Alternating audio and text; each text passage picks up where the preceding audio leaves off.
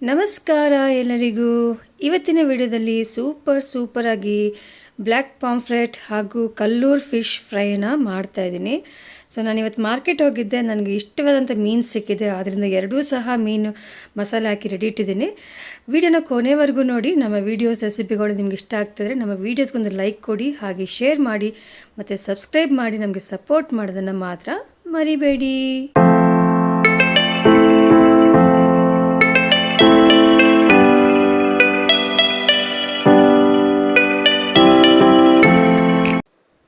ಮೊದಲಿಗೆ ನಾನಿಲ್ಲಿ ಬೇಡಿಗೆ ಮೆಣಸು ಒಂದು 10 ನಿಮಿಷ ನೀರಲ್ಲಿ ನೆನೆಸಿಟ್ಟು ತಗೊಂಡಿದ್ದೀನಿ. ಒಂದು 15 ಬೇಡಿಗೆ ಮೆಣಸು ತಗೊಂಡಿದ್ದೀನಿ. ಮತ್ತು ಇಲ್ಲಿ ಒಂದು ಬೆಳ್ಳುಳ್ಳಿ ತಗೊಂಡಿದ್ದೀನಿ, ಮತ್ತು 1 ಸ್ಪೂನಷ್ಟು ಜೀರಿಗೆ ಮತ್ತು 1/4 ಸ್ಪೂನಷ್ಟು ಕಾಳು ಮೆಣಸನ್ನು ತಗೊಂಡಿದ್ದೀನಿ. ಹಾಗೆಯೇ ನೀರಲ್ಲಿ ನೆನೆಸಿಟ್ಟಿರುವಂಥ ಹುಣಸೆ ಹಣ್ಣು, ಒಂದು ನಿಂಬೆ ಹಣ್ಣು ಗಾತ್ರದಷ್ಟು ಹುಣಸೆಹಣ್ಣು ತಗೊಂಡಿದ್ದೀನಿ. ಮತ್ತು ರುಚಿಗೆ ಬೇಕಾದಷ್ಟು ಉಪ್ಪನ್ನು ಸೇರಿಸ್ತಾ ಇದ್ದೀನಿ ನೋಡಿ, ಹೀಗೆ. ಹಾಗೆ ಸ್ವಲ್ಪ ಅರಿಶಿನ ಪುಡಿನ ಸಹ ಸೇರಿಸ್ಕೊಳ್ತೀನಿ. ಈಗ ಇದನ್ನು ಚೆನ್ನಾಗಿ ರುಬ್ಬಬೇಕು. ಒಳ್ಳೆ ನೈಸ್ ಮಸಾಲೆ ನೈಸ್ ಆಗೋ ತನಕ ನಾನು ರುಬ್ಕೊಂಡಿದ್ದೀನಿ ನೋಡಿ. ಇಲ್ಲಿ ಪರ್ಫೆಕ್ಟ್ ಮಸಾಲ ರೆಡಿಯಾಗಿದೆ. ಈಗ ಮೀನಿಗೆ ಮಸಾಲೆ ಹಚ್ತಾ ಇದ್ದೀನಿ. ಆ್ಯಕ್ಚುಲಿ ನನಗೆ 1 kgಗೆ 2 ಮೀನು ಸಿಕ್ಕಿದೆ. ಅಂದರೆ ಒಂದು ಮೀನು ಅರ್ಧ kgಯಷ್ಟು ತೂಕ ಇದೆ. ದೊಡ್ಡ ಮೀನು ಚೆನ್ನಾಗಿದೆ, ಆ್ಯಕ್ಚುಲಿ ಫ್ರೆಶ್ ಆಗಿ ಸಿಕ್ಕಿದೆ ನೋಡಿ. ಒಳ್ಳೆ ದಪ್ಪ ಇದೆ. ಫ್ರೈ ಮಾಡಲಿಕ್ಕೆ ಸ್ವಲ್ಪ ಟೈಮ್ ಆಗುತ್ತೆ ಅಷ್ಟೇ.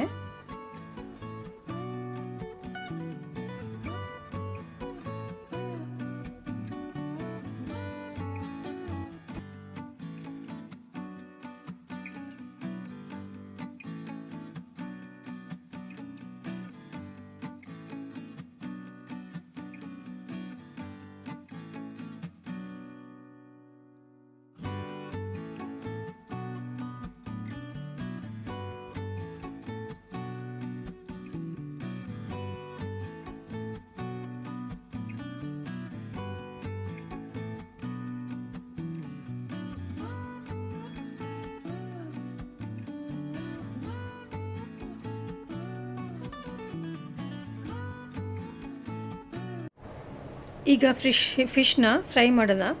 ನಾನಿಲ್ಲಿ ಹಳೆ ತವ ಇಟ್ಟಿದ್ದೇನೆ, ಯಾಕೆಂದರೆ ಈ ತವಾದಲ್ಲಿ ಚೆನ್ನಾಗಿ ಫ್ರೈ ಮಾಡ್ಬೋದು. ಆದ್ದರಿಂದ ಇದು ಫಿಶ್ ಫ್ರೈ ಮಾಡಲಿಕ್ಕಂತಲೇ ಇರೋದು ತವ, ಆದ್ದರಿಂದ ನೋಡಿ ಅದನ್ನೇ ಯೂಸ್ ಮಾಡ್ತಾ ಇದ್ದೀನಿ.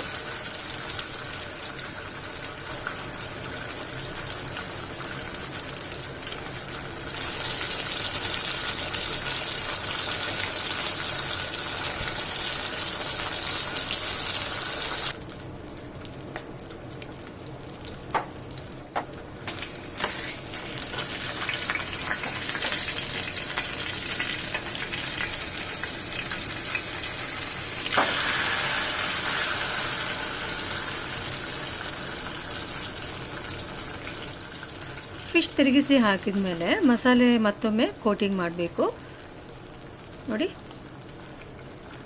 ಸೆಕೆಂಡ್ ಕೋಟಿಂಗ್ ನೋಡಿ, ಈ ಥರ ಮಾಡೋದ್ರಿಂದ ತುಂಬಾ ಟೇಸ್ಟ್ ಆಗುತ್ತೆ. ಎಲ್ಲೂ ಸಹ ಮಸಾಲೆ ಇಲ್ಲ, ಖಾರ ಇಲ್ಲ, ಉಪ್ಪಿಲ್ಲ ಅಂತ ಹೇಳಲಿಕ್ಕೆ ಸಾಧ್ಯನೇ ಇಲ್ಲ. ಸೊ ಆದ್ದರಿಂದ ನಾವು ಮೊದಲು ಏನು ಮಸಾಲೆ ಹಾಕಿರ್ತೀವಿ ಅದು ಪರವಾಗಿಲ್ಲ, ಬಟ್ ಫ್ರೈ ಮಾಡಬೇಕಾದ್ರೆ ನಾವು ಸೆಕೆಂಡ್ ಕೋಟಿಂಗ್ ಹಿಂಗೆ ಹಾಕೋದ್ರಿಂದ ತುಂಬಾ ಟೇಸ್ಟ್ ಆಗಿರುತ್ತೆ. ಸೊ ಆದ್ದರಿಂದ ನಾನು ಎರಡೂ ಕಡೆಯೂ ಸೇಮ್ ಪ್ರೊಸೀಜರ್ ಫಾಲೋ ಮಾಡ್ತಾಯಿದ್ದೀನಿ.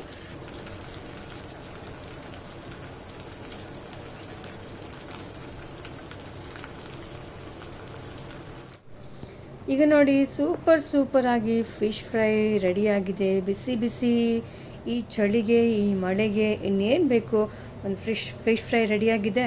ಮತ್ತು ಜೊತೆಯಲ್ಲಿ ಅನ್ನ ಮತ್ತು ಫಿಶ್ ಕರಿ ಅದನ್ನು ಸಹ ರೆಡಿಯಾಗಿದೆ. ಸೊ ನೋಡಿದ್ರಲ್ಲ ಫಿಶ್ ಫ್ರೈ ಮಾಡೋದು ಎಷ್ಟು ಸುಲಭ ಅಂತ. ನೋಡಿ ಸೂಪರಾಗಿ ಬಂದಿದೆ ನೋಡಿ. ಒಂದು ಫಿಶ್ ಫ್ರೈ ಮಾಡಲಿಕ್ಕೆ 30 ಮಿನಿಟ್ಸ್ ಆಗಿದೆ. ನನಗಂತೂ ತುಂಬ ಹಸಿವಾಗ್ತಿದೆ, ನಾನು ಊಟ ಮಾಡಲಿಕ್ಕೆ ಹೋಗ್ತಿದ್ದೀನಿ. ಸೊ ನೀವು ಸಹ ಈ ರೆಸಿಪಿನ ಒಂದ್ಸರಿ ಟ್ರೈ ಮಾಡಿ. ನಿಮ್ಮ ಫ್ಯಾಮಿಲಿಯೊಟ್ಟಿಗೆ ಕುಂತು ಖುಷಿಯಾಗಿ ಎಲ್ಲರೂ ಊಟ ಮಾಡಿ. ಹಾಗೆ ಎಲ್ಲರೂ ಸಹ ಯಾವಾಗಲೂ ಖುಷಿಯಾಗಿರಿ.